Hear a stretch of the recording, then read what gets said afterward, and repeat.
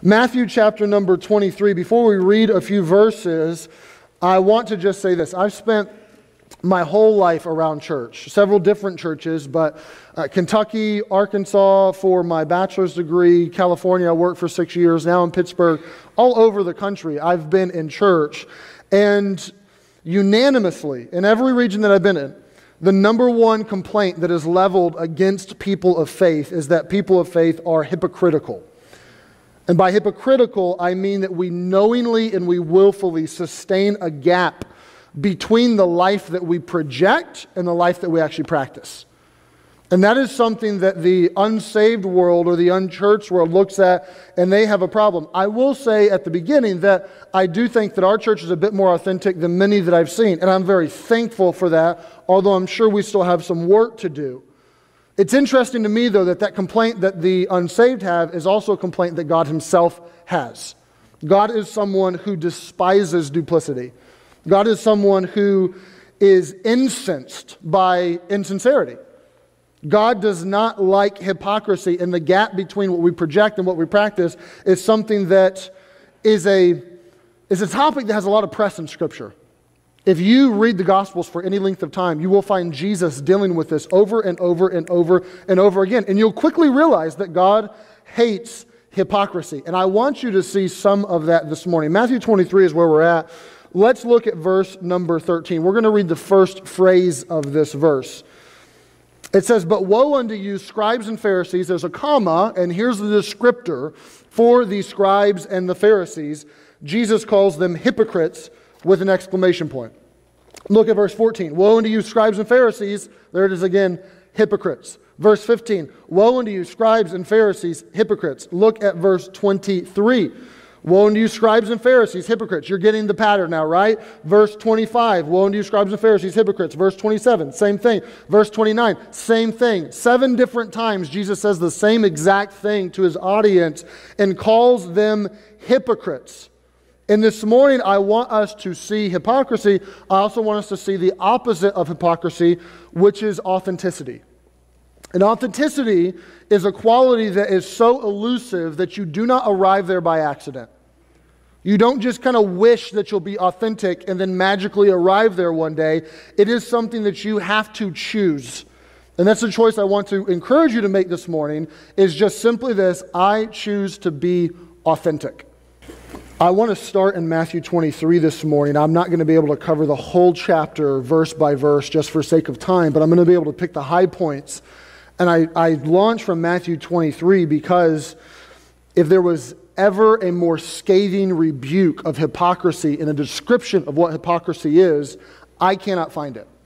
This has to be the worst rebuke and best description of hypocrisy that we could ever find, and this is by none other than the Lord Jesus. And I want us to get a good picture of what hypocrisy looks like before we try to fix the problem and be authentic. So let me tell you a few things according to Matthew 23 of what hypocrisy looks like. It could definitely be more than this, but it's not less than this. I would say that hypocrisy looks like this. Hypocrites tend to live for their own glory. This is what Jesus says in Matthew 23 verse 5. He says, "But all their works," talking about the hypocrites, "they do for," and you can mark this or underline this, "to be seen of men.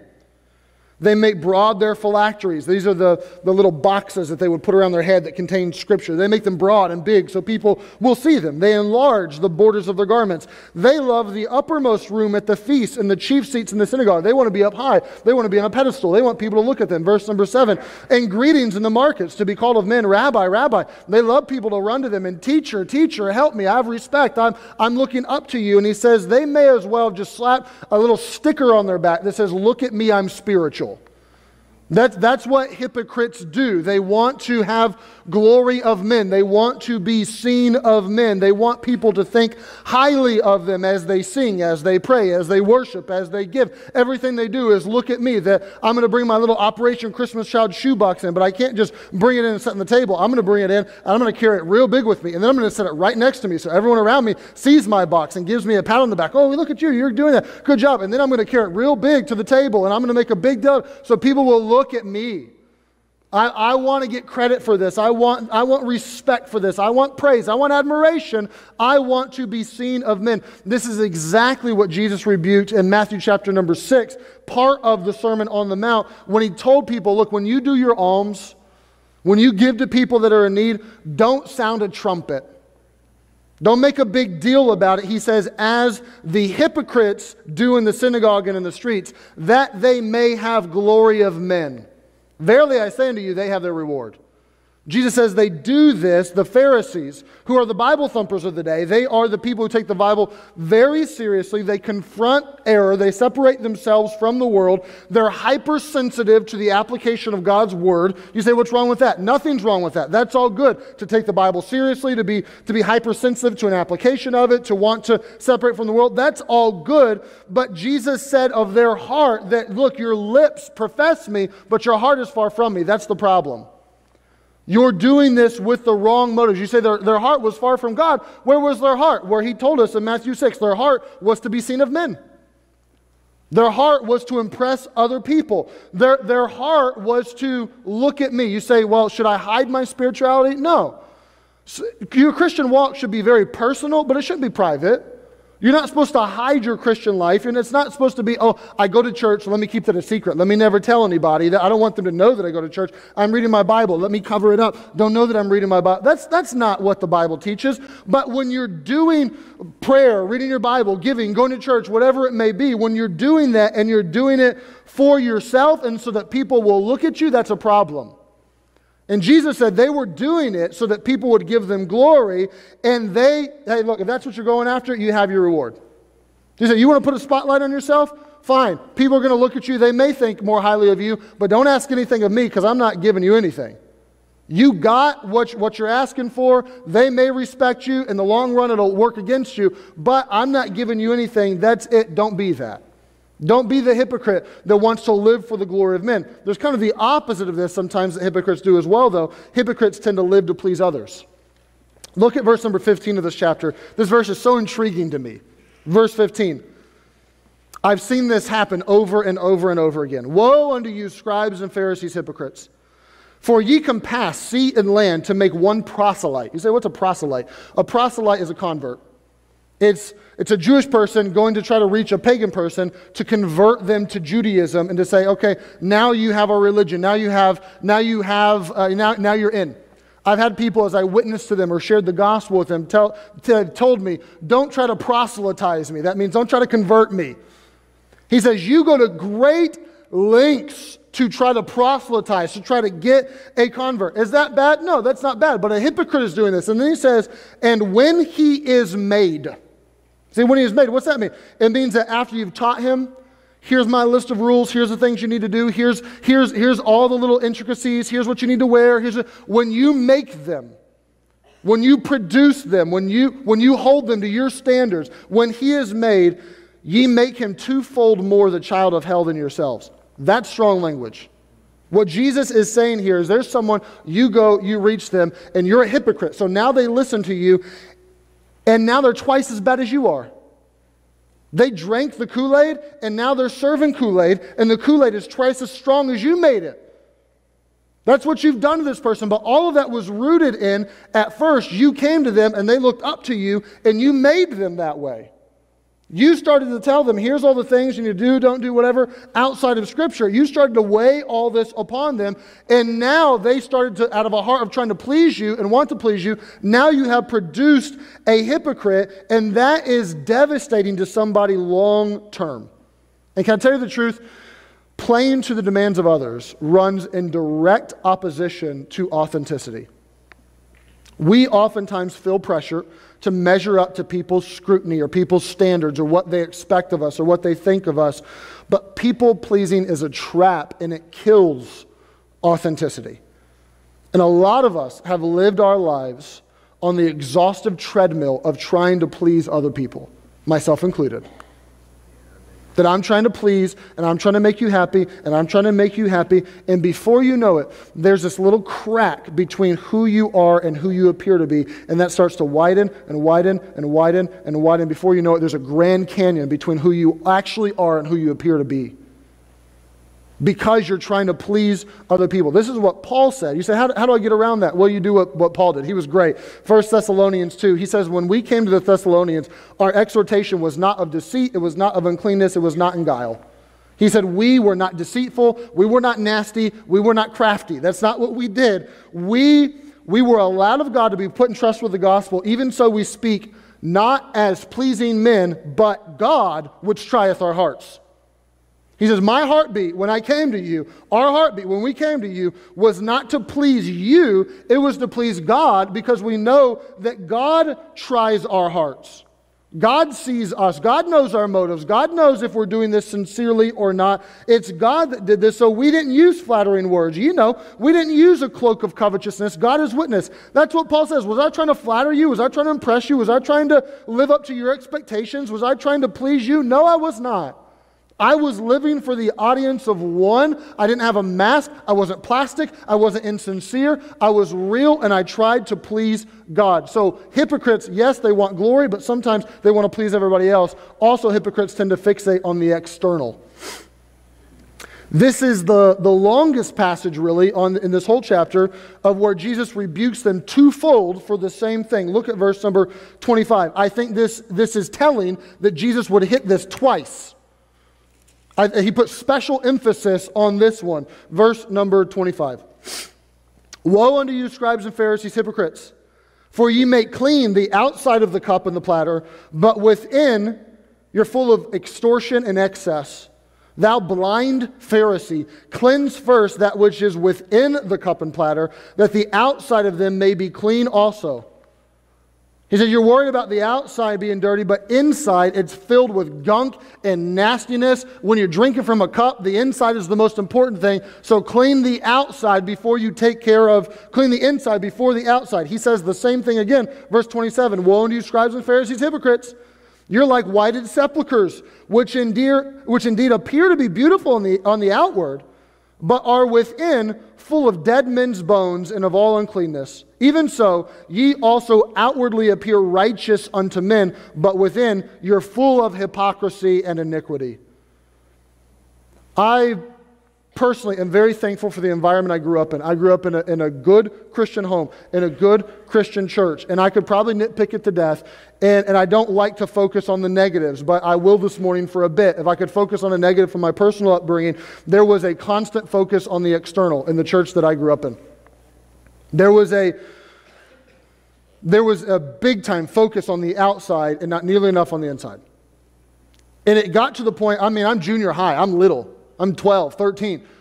And it got to the point where I couldn't walk in the church lobby without being Inspector Gadget. And wanting to look and see, are they here? Are they not here? What color is their hair? How long is their hair? Is it to the ear? Is it not to the ear? What are they wearing? Is she in pants? Is she in a dress? Is he in a suit? Is that a nice suit? Did he iron a shirt? Did he over and over and over again? I'm still in recovery. I have not fully recovered from this. I'm a work in progress, okay? But it's taken a long time to break that down and to try to get over looking on the outside and not being nearly as concerned as I should be about the inside. Truth be told, some of you may be also. You say, how would I know if I'm there? I'm not big on object lessons. You know this. Probably twice a year I do an object lesson. But today I'm giving you an object lesson. It's 18 inches by 18 inches. It's right here. Okay? I purposely did not wear a tie today, and I purposely did not shave my face today. I have a baby face and I can't even grow a beard, but I still didn't shave it. This is Wednesday morning, okay? This is taking a long time to get this way. I've been planning this for a while. That's not a joke, that's truth. I shave twice a week. But I purposely did not do that, because if you've sat here for 15 minutes and had a conniption over whether or not I had an overpriced 3-foot long piece of cloth that was invented in the 1600s by mercenaries on my neck or not, if that has caused you to miss the first 15 minutes of the sermon, let me tip your hand. You have a problem. I'm being honest, real talk. That's a problem. I can't make this up. My brother and I were talking about this the other day. I heard someone growing up say that a goatee, facial hair, was an indicator of spiritual decay, and that should tip your hand and let you know that someone is on, I'm sorry, Jim, that someone is on the road to spiritual decay because of the exact facial hair that they have. That's ludicrous. Like I don't even know how you could remotely possibly get there by Scripture. It's exactly what the hypocrites did. It's exactly what the Pharisees did. They did everything by the outside and judged all of it there. Meanwhile, the inside decayed. And to make matters worse, this stuff doesn't even work. It'd be one thing if it actually produced something practically helpful a little bit, but God said don't do it. But that's not the way it worked. Like, it doesn't even work. Paul obliterates this stuff at the end of Colossians 2. I don't have time to build it all. You can go read it on your own time. But Paul murders legalism. He murders this idea that I judge people's spirituality by my man-made list of rules, and they have to measure, and they have to do this, and observe the Sabbath, and all these sorts of things. And he describes this, and this is what he says about it. He says that this has a show of wisdom and will worship. He says this appears to be wise, and there's will worship. You're taking your will and your ability to twist your own arm behind your back and your ability to white-knuckle your behavior, and you're worshiping that. But when it's all said and done, it's not in any honor to the satisfying of the flesh. Paul says there's no honor there, and it actually ends up satisfying the flesh. It's a lot of external conformity, but it doesn't suppress the internal urges. It doesn't work. And Jesus knows this, and he looks at the hypocrites and says, don't do that. Don't be the person that runs around being petty, majoring on silly things that the Bible doesn't even spell out or not, and try to fixate on the externals. Don't be that guy. Don't be that gal. It's hypocrisy. Fourth, I would say this: hypocrites tend to have blurred spiritual vision. And this really amplifies how bad this is, because you can't even see it. Here's what Jesus says in verse number 29. Woe unto you, scribes and Pharisees, hypocrites, because ye build the tombs of the prophets and garnish the sepulchres of the righteous, and say, if we had been in the days of our fathers, we would not have been partakers in the blood of the prophets. He says, you build a monument to the prophets that your fathers, your granddaddy or your great-granddaddy or your forefathers, they murdered. They didn't listen to them. You read Isaiah and Jeremiah, you read these, like, they don't listen to those guys. The messengers of God, they don't listen to them. He says, you build them a monument and you go visit it and you say, oh, we love Isaiah. And if we had lived back then, we wouldn't have murdered the prophets. We wouldn't have been partakers in their blood. We see the error of the ways. We're better than that. There's no way I would have done that. Skip down to verse 34 for sake of time. Wherefore, behold, I send unto you prophets and wise men and scribes, and some of them ye shall kill and crucify, and some of them ye shall scourge in your synagogues and persecute them from city to city. And this is a bold verse, verse 35, that upon you may come all the righteous blood shed upon the earth. On your heads is going to be more than all of the blood that's been shed previously, all of the martyrdom, more than that. And here's how he describes it. From the blood of the righteous Abel unto the blood of Zacharias, son of Bacharias, whom ye slew between the temple and the altar. The Jews arranged their Old Testament, the books, they arranged them in a different order, which is fine. It's not a problem. But the first martyr in the Jewish Old Testament, if you were a Jewish man in the first century reading the Old Testament, the first martyr you'd come across would be Abel. The last martyr you would come across would be Zacharias, the son of Bacharias. And he says, you take all of the bloodshed in the Old Testament, all of the wrong done, all of the slaying of the prophets, all of the persecution, and what you're going to do is worse than all of that combined. You see the error in what they should not have done. Okay, good for you, kudos, but you can't see the error in yourself. They killed the prophets. You're about to kill God. That's what he's saying. You see their problem, but you cannot, you're spiritually farsighted. You can't see anything up close, but you can see everything far away. And you can pick out everybody else's problems, but you can't look in the mirror and see your own problem. See, what's the solution to that? Well, the same solution to physical farsightedness, really. You farsighted physically, you go to the doctor, he does an exam, and all of a sudden he puts on some sort of glasses or some sort of lenses, and you're like, I can see now. And then he writes your prescription, you take it home, and you try to fix the problem. That's part of why we have church. Part of my job is to take the Word of God, which is a mirror, and to hold it up and say, look in there for a little bit and see if there's a problem, and hopefully try to give some sort of prescription or some sort of takeaway that you can take and work to try to fix the problem. And perhaps today you're lifting it up and you're seeing, oh snaps, that's me. Don't just set it down, look at it hard. Because hypocrites tend to have this spiritual vision where they can't see. And you need someone, they needed Jesus to come along and to tell them, here's the problem, look at it, this is not good. And here's what hypocrisy does. I don't have time to give you everything that it does, but I at least want to give you a couple. Look back at verse number 4. Jesus tells us something very specifically that hypocrisy does to other people. The hypocrites, they bind heavy burdens and grievous to be borne, and they lay them on men's shoulders, but they themselves will not move them with one of their fingers. He says, when you're hypocritical, you burden people. You put weights on other people. You make the Christian life heavy. He says this in verse number 13. This is strong. Woe unto you, scribes and Pharisees, hypocrites, for ye shut up the kingdom of heaven against men. For ye neither go in yourselves, neither suffer ye them that are entering to go in. He says, you shut the doors to heaven. He said, come to church all dressed up and look down your smug little nose at someone else who doesn't look just like you or act just like you or isn't just like you or they haven't been around church their whole life. Look down your smug little nose at them. You know what they're going to do? They're going to feel that. They're going to feel unwelcomed. They're going to feel unwanted. They're going to feel the weight that you're putting upon them, and they're going to run from it. And he says, in so doing, you have barred the doors of heaven. You have stopped that person from getting to God and from getting to heaven because of your hypocrisy. Pastor, you're focusing a lot on this and dress. Are you against wearing ties? No, I'm not against wearing ties. I'm not, honestly. And if you know my heart, you know that. I know that many of you like to wear a suit. You like to wear a tie. You like to dress up because I'm doing it for God. I love Him, and I want to, out of respect and admiration for Him, I want to give God my best. That's beautiful. That's perfect. But there's some other guy who wears jeans and a collared shirt because I want to come and someone else is going to visit our church, and they're probably not wearing a suit if they visit. Most of the time they don't. And I want them to feel at home and welcome, and I don't want them to feel like there's this threshold that they have to jump over a dress code. So I want them to feel welcome, and I want them to get the gospel. That's beautiful too. Different things, both beautiful.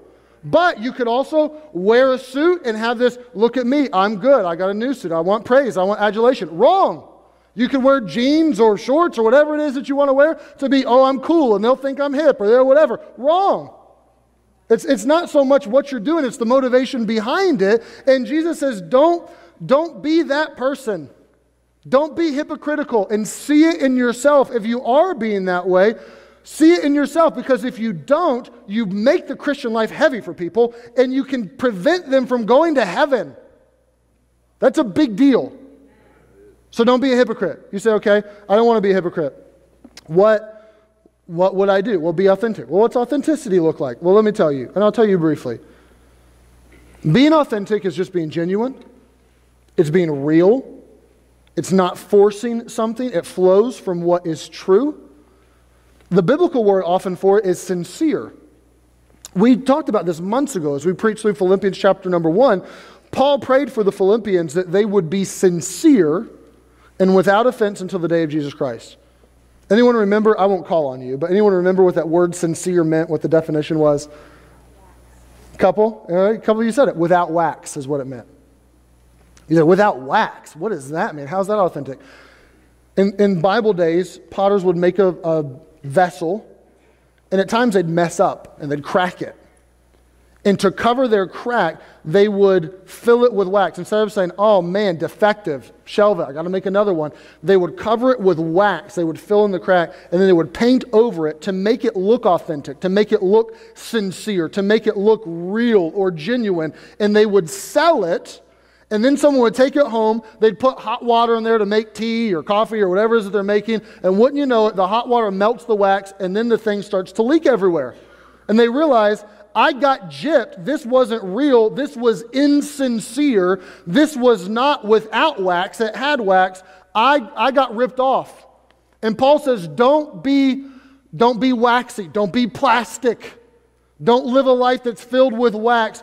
Be sincere. Be authentic. Be genuine. That's what authenticity looks like. You say, okay, Pastor, I don't want to be hypocritical. I want to be authentic. How would I be authentic? Thank you for asking. Let me tell you. First of all, judge yourself. If you're sitting here thank you, Pastor, for preaching this message. Thank you. They need it, and they need it, and they need it, and they need it, and they need it. Just pump the brakes, Speedy Gonzalez. Like, stop. You know who needs this? Me. You know who needs this? You, the person sitting in your seat. We need to look at ourselves.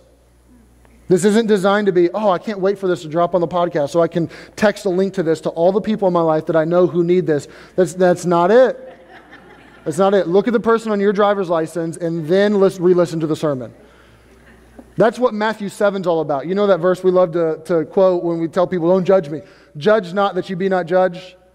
The verse really is about just judging yourself, which you could apply and tell someone else to judge themselves and not you. But really it's meant to be, look at yourself. It goes on to say that if you judge somebody, you'll have the same criteria applied to you. And you have someone has a little splinter in their eye, but you have a baseball bat sticking out of your eye. So don't do that. Look at yourself first and look in the mirror and judge yourself. And primarily your motives. That's the biggest thing that Jesus gets after over and over and over again is our motives, that proper actions with improper motives don't please God. To look at that. I would secondly say this, let God judge others. You judge you, and you let God judge other people. Because He's the best at it. He's a just judge. Way better than Judge Judy will ever be. He's the best at being a judge and knowing what's right and knowing what's wrong and knowing what's fair, so turn it over to Him. Paul got this.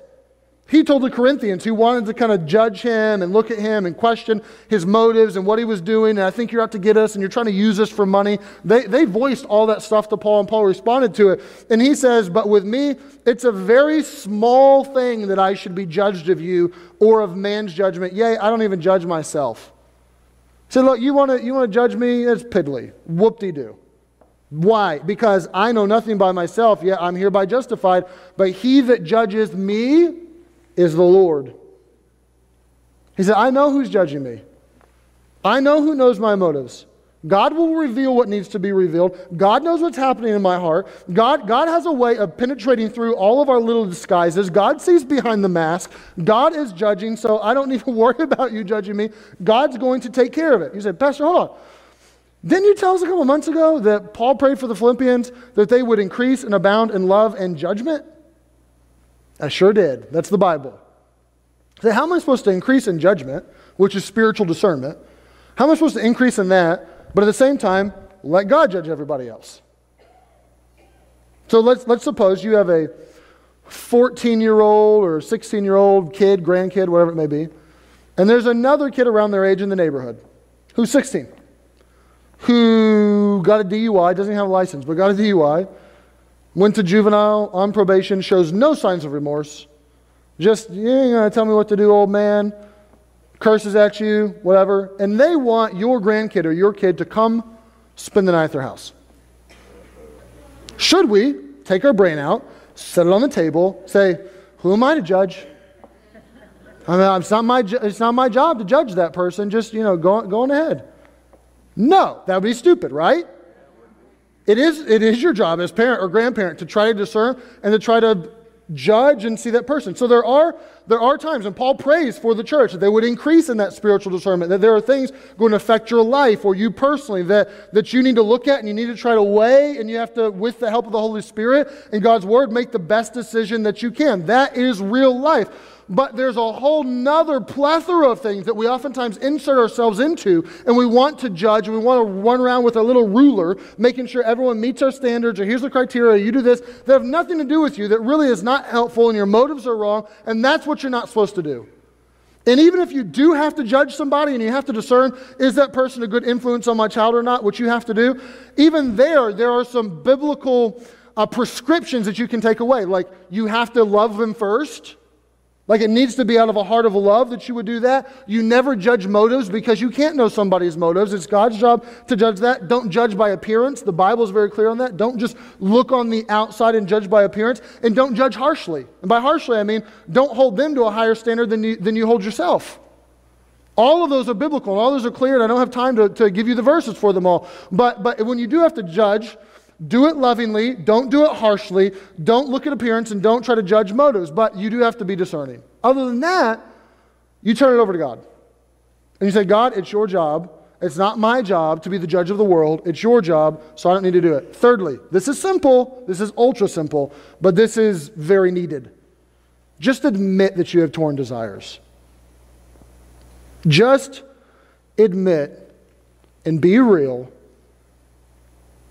and attest to the fact that you got issues. And so do I. Like for real, literally. Just admit, and I'm not saying walk around and just tell everybody, hey, I'm Bob, I got issues. But don't shy away from that. Don't act like they're not there. Don't act like you've arrived. That's what hypocrites do. That you've got it all figured out and everything is honky-dory and everything is great and you never have any spiritual issues.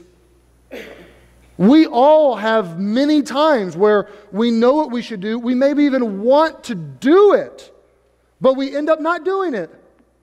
And we don't follow through on what we know we should do. And I'm not saying let's just be okay with that and act like it doesn't need to be fixed and just, hey, I have problems and I don't want to fix them. That's not what I'm saying. But you got to admit that you're a work in progress. My Bible tells me that I am God's workmanship, created in Christ Jesus in 2 good works. That's an awesome verse. God saved me and I am His workmanship. Some people take that and say, well, look at me. I am God's work of art. Original masterpiece created by God Himself. Isn't this awesome? I'm His workmanship. And created into good works. You should see the good works I do. They're amazing. Some people do that. Okay, we are His workmanship. That's beautiful. That's a truth. And that's by His grace, by the way.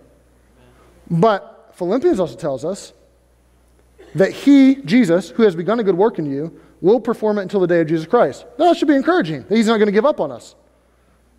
But it means there's a chance that He would maybe want to give up on you, and you would think that because you got issues all the time, and you need to know that He's not going to give up on you, and that means that He's going to keep working and working and working like until the end, like for forever. Just wrap your mind around this, okay? God created the entirety of the universe with all of its complexities in 6 days and said, good, finished, stamp of approval, awesome. I've been 20 years in the making. 20 years in the making. That's a long process, and that process has to continue because I got problems. I have things that need to be fixed. My heart needs to be excavated over and over and over again. This means that I'm not this prideful, look at my work of art, look at me. It means I'm a piece of work. It means I have problems, and we can't be afraid to admit that. If church can't be that place where we get together and say, you know what, hey, I have some issue, can you help me? Pray with me, let me admit it. That needs to be part of the fabric of church. And if it's not there, then it leads to hypocrisy. Fourthly, find your identity in Christ's love. The last thing I say, and this may be the most important one, especially if you're a people pleaser. It's very sad when we find our identity in trying to make other people love us because it inevitably shows us that we have not grasped the love that Jesus already has for us. When you're trying to get love from other people and respect from other people and approval from other people, it shows us that we really just haven't comprehended the approval and the love that we have from Jesus already, and it's intact and it's there. The love of Christ is supposed to free us from seeking love in all the wrong places. This is why Paul would pray for the Ephesians, that they may be able to comprehend with all the saints what is the breadth and the length and the depth and the height, to know the love of Christ which passes knowledge, that ye might be filled with all the fullness of God. Paul says, I want you to know the love of Jesus in an ever-increasing way. And this is going to help you to be filled with the fullness of God, because it's when you see the love of Christ and what it is in all of its enormity and all of its magnanimity, when you see that and you know that, suddenly your heart is defended against being kidnapped from all the other things that want to take your love and your affection.